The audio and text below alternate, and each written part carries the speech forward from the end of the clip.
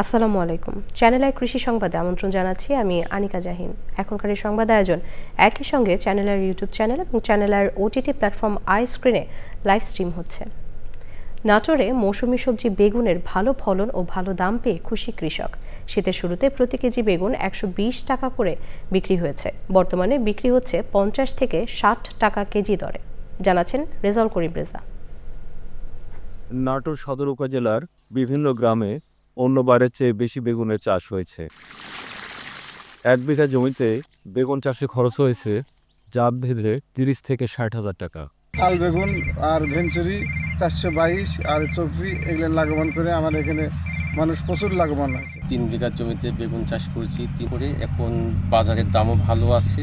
1.5 বিঘা জমি বেগুন করছি 422, 60,000 টাকা মতো খরচ, 1,20,000 টাকা বিক্রি। একজন বেগুন চাষি, আমি 1 বিঘা বেগুন করেছি, মোটামুটি ভালোই ফলন হইতেছে। ব্যবসায়ীরা জানান চাহিদার তুলনায় উৎপাদন বেশি হয় নাটোরের বেগুন দেশের বিভিন্ন স্থানে যাচ্ছে। নাটোর জেলার মধ্যে এত বেগুন আমার ছাদ নিতে যে বেগুন হয়, নাটোর জেলায় কোথাও এত বেগুন হয় না। কৃষি বিভাগ বলছে জেলা এবার বেগুনের চাষ হয়েছে 420 হেক্টর জমিতে।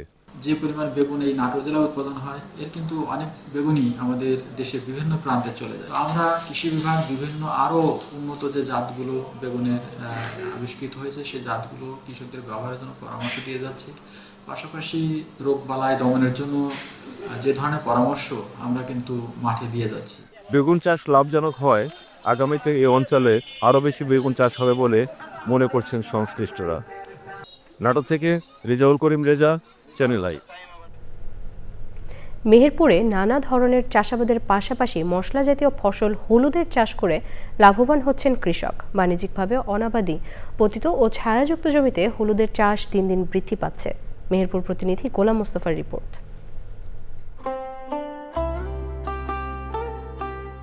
দেশে হলুদের ব্যাপক চাহিদা থাকায় মেহেরপুরে গত কয়েক বছর ধরে চাষিরা বাণিজ্যিকভাবে হলুদের চাষ করছেন। চাষিরা জমির উত্তম ব্যবহার নিশ্চিত করতে কৃষি অফিসের উদ্যোগে পরিত্যক্ত অনাবাদি বা পরিত্যক্ত ও বিভিন্ন ফলবাগানে হলুদের চাষ করছেন। তারা জানান প্রতি বিঘা হলুদ চাষ করতে খরচ হচ্ছে 40,000 টাকা। 40,000 টাকা খরচ, আর বিক্রয় করলে 2 লাখ হবে।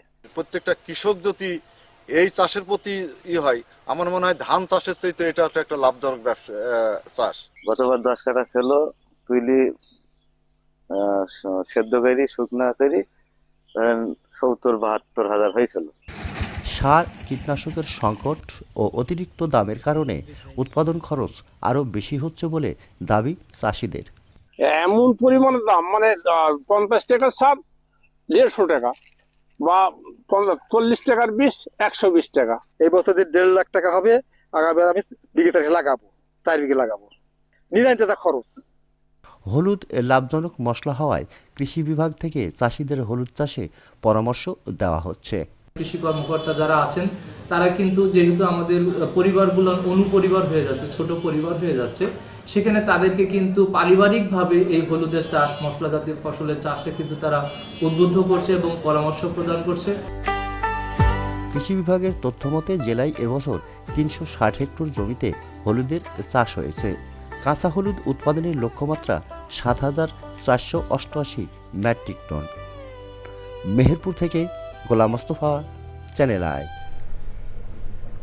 ফেনীর 5 গাছিয়া ইউনিয়নে প্রান্তিক কৃষকের মাঝে বৃধান 114 এবং সরিষাবাড়ি 14 বীজ বিতরণ করেছে জেলা কৃষক দল। অনুষ্ঠানে প্রধান অতিথি ছিলেন ফেনী জেলা কৃষক দলের সাধারণ সম্পাদক শামসুদ্দিন খোকন। বিশেষ অতিথি ছিলেন ফেনী সদর উপজেলার বিএনপি সদস্য কামাল উদ্দিন ও কৃষক দলের নেতারা।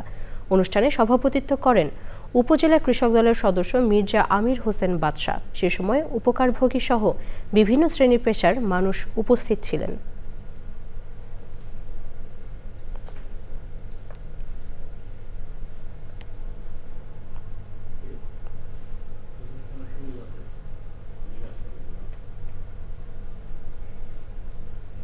দর্শক, চ্যানেল আই কৃষি সংবাদের আজকের আয়োজন এ পর্যন্তই। পরবর্তী সংবাদ আয়োজনের আমন্ত্রণ জানিয়ে এখানে শেষ করছি। এতক্ষণ আমাদের সাথে থাকার জন্য সবাইকে ধন্যবাদ।